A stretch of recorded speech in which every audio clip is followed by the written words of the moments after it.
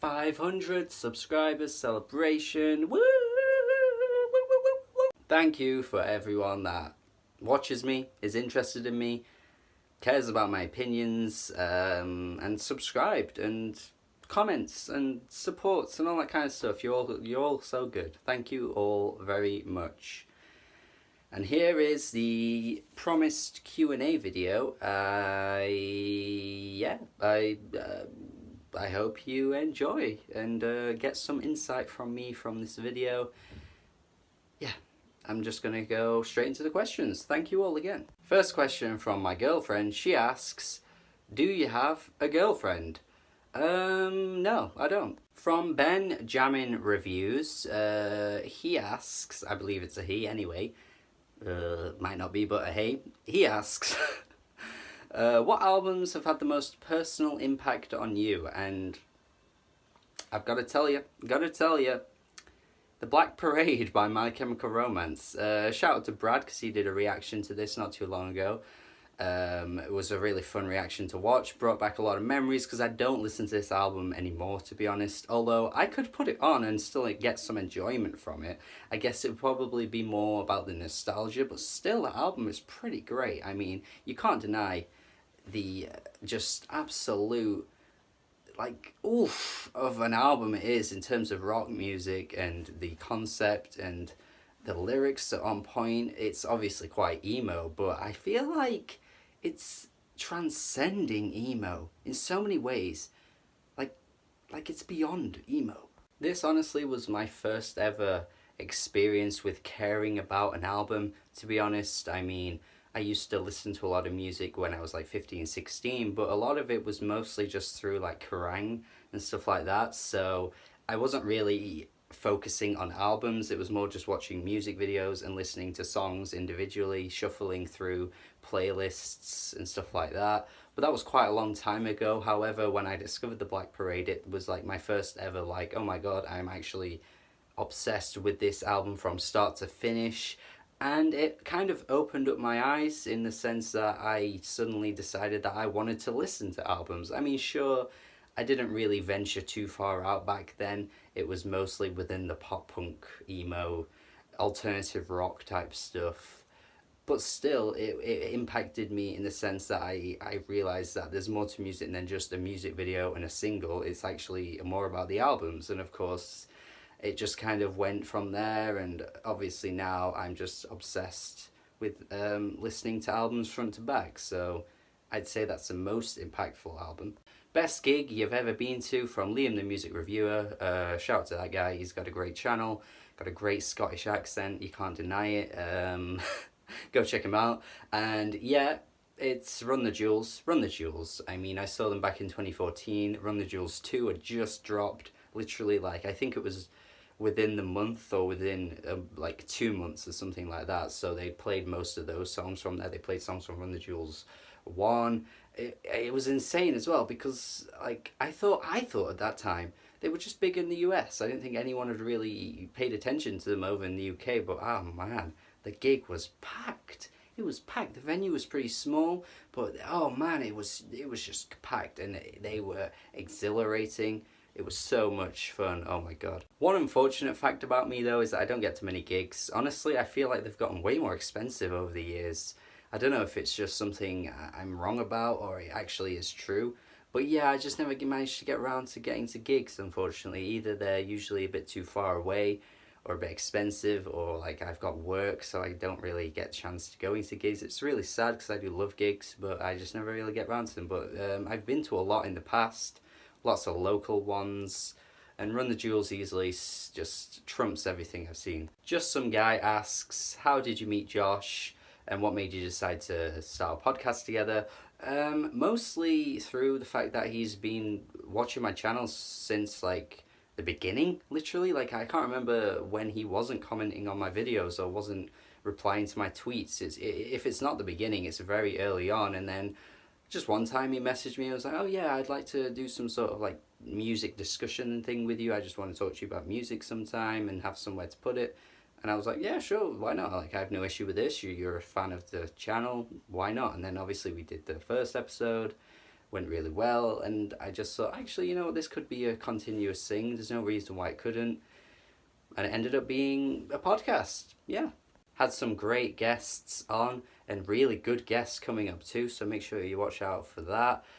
So many people are up for coming on as well. No one's ever like, ah, nah, you know, like, but like, it's fun. It's just fun to talk about music. He also asks as well, do you think starting a podcast is equivalent to starting a band today, like nowadays? I don't know if this is a joke, but like, I mean, if it is a joke, then okay, but like, no, it's not the same. I mean, come on, starting a podcast is the same as starting a band. There's nothing like that. I mean, yeah, I guess the whole idea, oh, we should start a podcast, we should start a band, is a similar concept in the sense like, oh, we should start something, but that's all it is, really. It's not really as hard as writing songs and making music and hoping people care about it. It's just talking about music. It's not the same, but yeah. Noah Farrer, a long-time viewer of my channel, again, great guy, asks, what are my favourite movies? I'm glad someone asked this question, because I don't really get to talk about movies really on this channel, but I do love movies. I don't get to see as many as I used to either. But yeah, I've got a ton of favourite movies. I'm just going to look at my DVDs right now just to sort of like give myself an idea, because they're right over there. So we've got Sing Street, one of my favourites of the past few years, definitely. Short Term 12, holy shit. From this decade, Short Term 12, probably top 5 or top 3 for me. Holy my god, that film hit me. Ooh. Crazy, emotional, impactful film. Amazing performance from Brie Larson as well. And the Rami Malek is in that film. Is it Rami Malek? He's from that show, Mr. Robot. He's pretty cool too in that film. Scott Pilgrim vs. the World. Oh man, what a great film. What else we got? Reservoir Dogs, probably my favourite Tarantino film, I think. Django Unchained is another favourite of mine. I guess I could throw that in there too. Memento, oh my lord, Memento is an amazing film. Holy shit, that film just like, oh, you can tell I'm not a movie guy because I'm just saying random shit about films. I'm not even describing them. Really like La La Land, honestly. Kubo and the Two Strings, incredible. Inside Llewyn Davis, The Incredibles. Nearly every Pixar film is just amongst my favourites. Really love District 9 as well. I think that's a great film. Probably the only good film by that director as well. Moonlight, incredible film. What else we got? Call Me By Your Name. Hidden Figures. Forgetting Sarah Marshall. Kind of an underrated comedy, honestly. These are just off the top of my head now. Under the Skin was a really cool film with Scarlett Johansson. Walk the Line as well. Also, High Fidelity, really funny music film. Wolf of Wall Street, great film. And I'm going to end it off with probably my favourite of this decade. And I don't know if this will ever change because this film just was incredible. And of course it's about music, because why wouldn't it be? It's me. Whiplash. Whiplash, J.K. Simmons' performance in that film, one of the best I've ever seen. Honestly, I'd go as far as saying that. I think his performance was incredible. And I loved Miles Teller in that film too. Yeah. I'll end it there. Eden Shorox asks, what made you decide to start YouTube? What inspired you? And why music reviews? Well, I guess music reviews because I'm very passionate about music. I think that comes across in my videos quite clearly. I couldn't really talk about anything else if I was reviewing. It's just the most thing I'm invested in terms of like hobbies and stuff. But what inspired me was mostly seeing that there were so many people on YouTube talking about music. And even though like I'm currently in a bit of a smaller community, I'm not really on the level of like Dead End Hip Hop, ARTV, Fantano, you know, any other big names that are in the music world right now on YouTube. There's still a really dedicated community, and I felt like I could be a part of it too. No reason why not, when I constantly listen to music, always have something to say. And watching people like Fantano, as I kind of developed more and more opinions, I noticed I was more opinionated as well. Like he's a big inspiration on me because I noticed that I was disagreeing with him a lot more. And I thought, well, I'd like a place where I could put my own opinion and offer something alternative, and that's kind of what helped as well. And I love Fantano, of course. All the other people I mentioned, so many great people in that talk about music. Spectrum Pulse, Deep Cuts, all the other people in the small community as well. Yeah, and I just thought this could be fun, and I'd like to take it somewhere. Hopefully, it could go somewhere one day, and we'll see, I suppose. But for now, it's just fun to talk about music. Waffles or pancakes from Buffalo Staple? Holy shit, this is a tough question for Leslie Knope. I tell you something, man. She would not know the answer to this. But I think gotta be pancakes. Gotta be pancakes. Gotta be pancakes. Yes. Yes, pancakes. Oh man, pancakes. Are you related to Adam Scott? Oh. Yes. Yes, I am. Yes, I am. Yes. Yes. Public Enemy asks, do you collect vinyl? I do collect vinyl, actually. Yeah, I think there's definitely an elitist approach to vinyl collecting. I mean, I don't think the audio is that much better, honestly, but you'll get arguments all day from people that collect vinyl and say, yeah, it is best, oh, it's the best. But I do love just having the physical copies of things, because why not support music, man? I mean, you gotta do it. If you love music, support it. And I just love having the physical copies, the gatefolds, all the artwork that goes along with it is so amazing. I just love appreciating that kind of stuff. And yeah, collecting vinyl's pretty fun. I think I probably have like between 80 and 100, I think. I might do a series one day, but I don't really know. We'll see, I guess. Do you know any albums that fall apart musically but are great lyrically? Yeah, tons of albums. I mean, the first thing that comes to my head was that Mountain Goats album from last year. Lyrically, that was really interesting, but I found the music really boring, which kind of ruined my experience and made me a bit harsh on the album overall. But I get, music, there's got to be a mixture of both, honestly. I guess that Father John Misty album had a similar element to it as well, pure comedy. I do think people overrated his lyricism on that album, but it was really good, so I can't really take away from it. Tons of albums, man. I mean, I guess like most underground rap albums tend to be that way, they're very lyrical, they're very thought-provoking, but musically they're pretty weak. Sweet Jesus asked quite a few questions. I'm just going to pick the one that I like the most here because I thought it was pretty interesting. He says, Rolling Stone has Sgt Pepper's Lonely Heart Club as the best album of all time. Do you agree? Obviously the Beatles album I'm talking about here.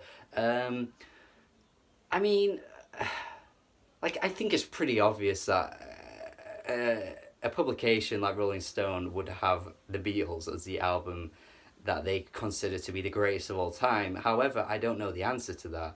Honestly, I don't know what the best album of all time is. I would say I disagree, mostly because I didn't really think there was that much to that album. I mean, I'm not one of those people that's like, the Beatles are shit, they're so overrated, because they're not. They had some great songs, great albums, they really did. Hating on the Beatles is kind of pointless, but if you don't like their music, then that's fine. But I mean, I don't know. I just thought Sgt Pepper's was pretty alright. I would, if I was to grade it, I'd be like C+. I don't think it's anything more than that. I don't think it's that interesting as a psychedelic rock album. There were other psychedelic rock albums that came out prior to it and around the same time that were more interesting and more exciting. So even if you could say, well, it's influential, I guess, well, yeah, maybe, but, other albums did it too, so I guess probably because the Beatles were the most popular band of that decade, of course they're going to have a bigger influence on more music. Yeah, that makes sense. But, I think it's a good album, that's it. Buffalo Staple asks again, name a fun fact about yourself. Well, you're all going to make this a meme, but it's got to be said. It's got to be said. I was born without the ability to smell. Yep, that's right. This bad boy here, all it can do is take in oxygen. That's right. Yep, I can only recall one time in my life where I was able to smell. I was at a fish and chips shop. I could smell vinegar. I only knew I could smell vinegar because, people around me were like, oh, that'll be the vinegar because it's so strong, because vinegar is a strong smell. Other than that, he doesn't know. This boy doesn't know what things smell like. So, yeah. I know it's going to be a meme. I mean, you do whatever you want with that information, honestly. But that is probably the most interesting fact about myself, because whenever I tell people, they're like, "What? You can't? What? What?" Which which is kind of funny, because like, you know, if someone was like, "Oh yeah, I'm blind," you wouldn't do the same thing. But I guess it's just because it's such like an unusual thing not to be able to have, because smelling is just part of everyone's everyday life. And not many people I've ever met can't smell. Usually the people I meet that can't smell is because they've been punched in the nose or something, and like they broke their nose. But nope, I was just born this way. Baby, I was born this way. A good friend of mine in real life, John Earnshaw, great guy, asks, do you listen to any foreign language music? Do you think some genres sound better in certain languages than others do? And why do you think Spanish tends to be the most popular? 3 great questions, man. Oh my god, I was like, oof, well done for asking these questions, dude. But yeah, I guess I do listen to foreign language music, but very rarely. I mean, obviously we all know like a lot of black metal bands, like from Norway and other countries around that sort of area. So yeah, I listen to those types of bands. I guess there's not much else though, I don't think. A few French artists I like, I suppose, here and there I come across. But yeah, the other question's pretty interesting too, because I do think, like, in terms of pop music, I think pop music actually does sound better in English. And I don't know if that's just because I'm English and I'm being biased, but I do genuinely think that pop music is just kind of, it just works in English. I think there's so many different, like, ways you can phrase things, so many different puns you can make in English. And ask, you know, foreign people that learn English too, they will tell you this. I mean,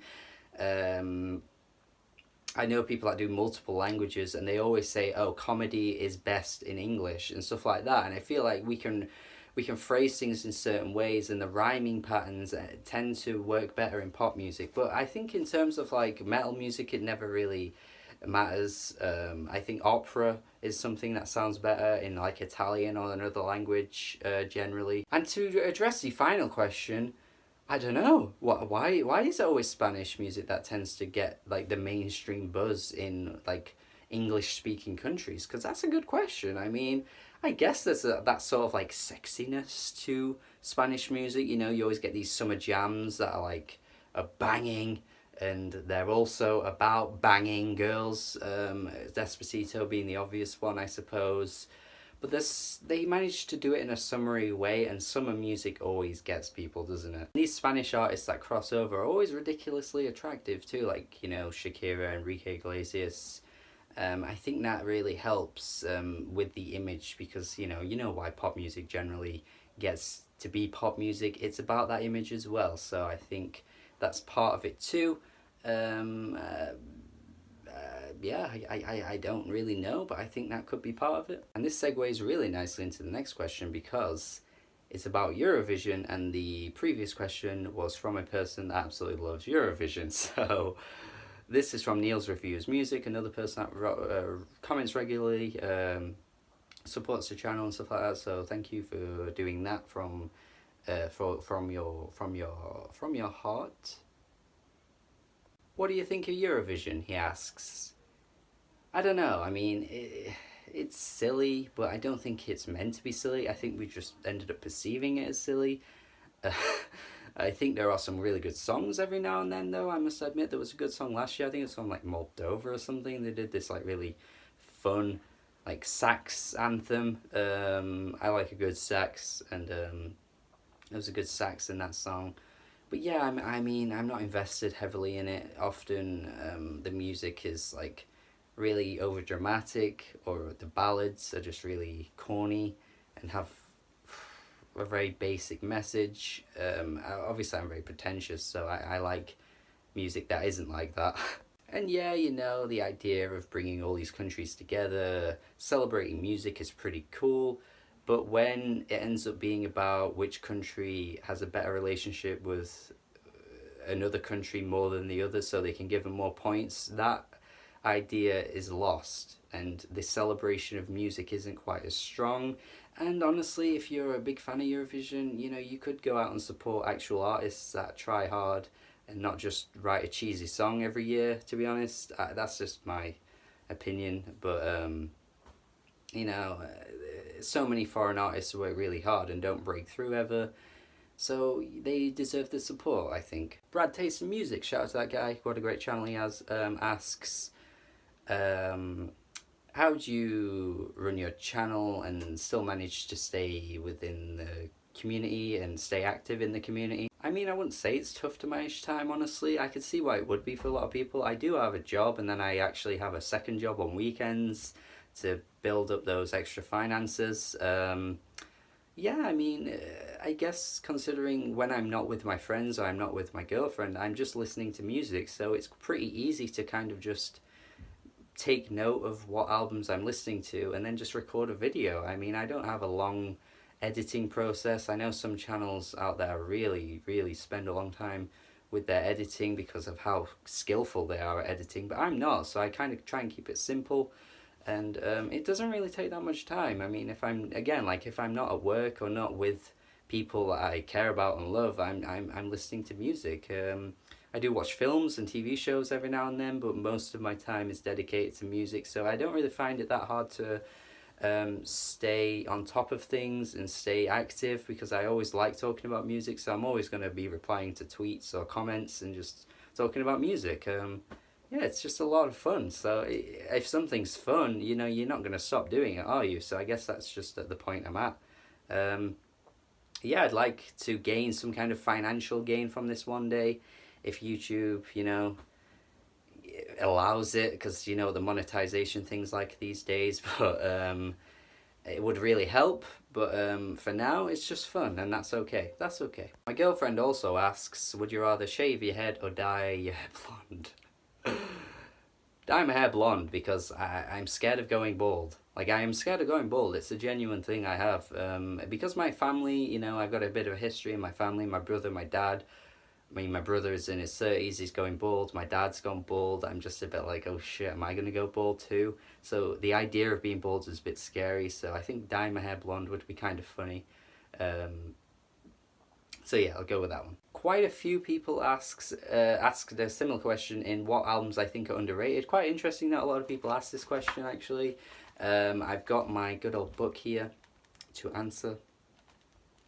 I've just written down a list of like 19 albums, I believe, are here, of albums I just think are underrated. I just went straight through my music library, so it's all in alphabetical order, but it's not necessarily listed in a particular way, except for that. So I'm just going to start. Andy Schauf's The Party, Anna Meredith's Varmints, really good electronic album. Arab Rose, The Gospel, really good noisy stonerish rock album, really good. Basement Jaxx's Rooty. Like, we talk about Daft Punk, and Daft Punk are amazing, and Basement Jaxx aren't at that level ever, like, have ever been, but they put out some fun dance songs back in the 2000s, and Rooty is filled with them, so, you know, you gotta listen to it, man. Beast Milk's Climax, good post-punk album. Billy Bragg's Life's a Riot album, bit of a political, folky, anthemic type album from the 80s, I believe.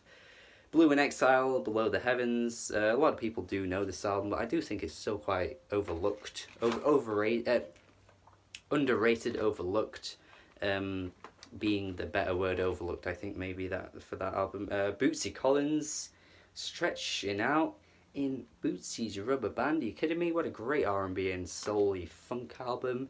I'd rather be with you. Oh yeah.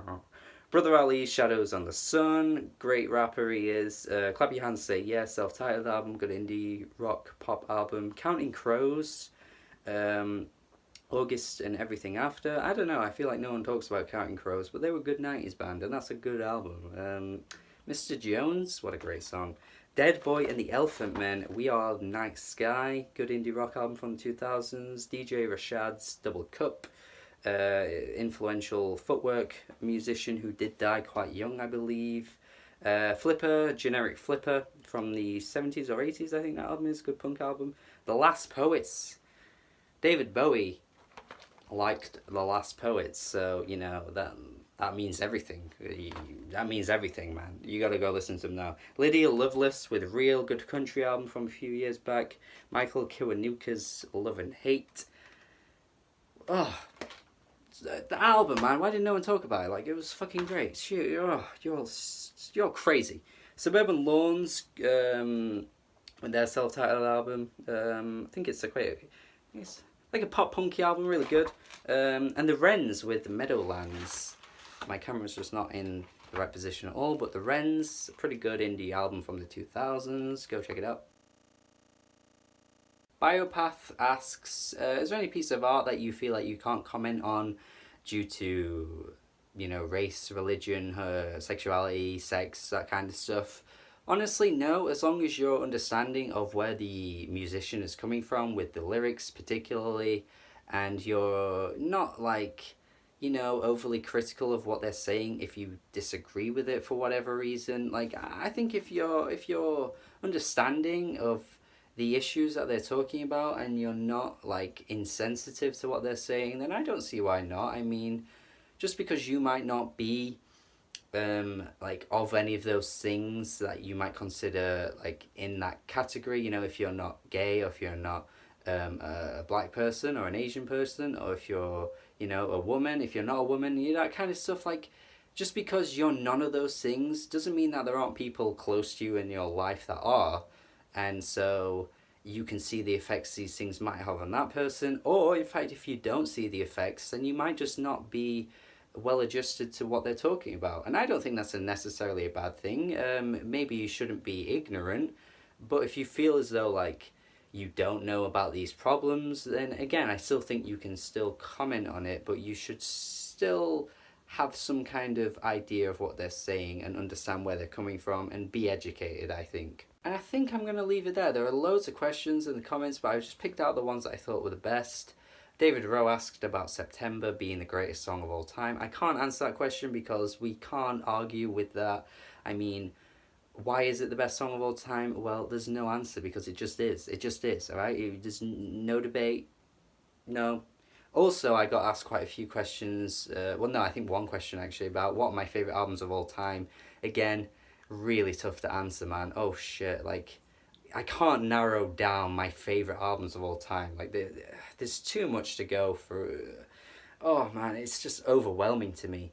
I mean, I can narrow it down by year, and even by decade can be pretty alright. But of all time, I mean, you're including music from like years and years ago. How do you compare it to music to now? Like, oh, geez, ugh.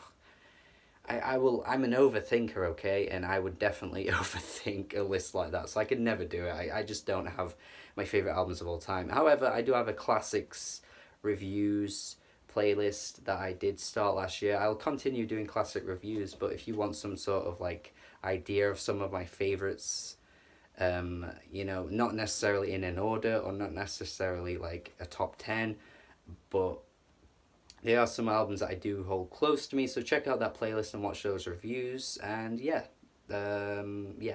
Thank you all again for watching. Sorry I couldn't answer every question. I just don't want to make this video really long, because I think it already is long at this point. Yeah, it was really fun to do though. Thank you for commenting with a great question. I hope you enjoyed my answers. Hope you got something out of this video too. Thank you for subscribing, and hopefully I continue with growth. Hopefully more people enjoy my opinions, and that's it. That is it. Thank you all. Goodbye. Do you remember?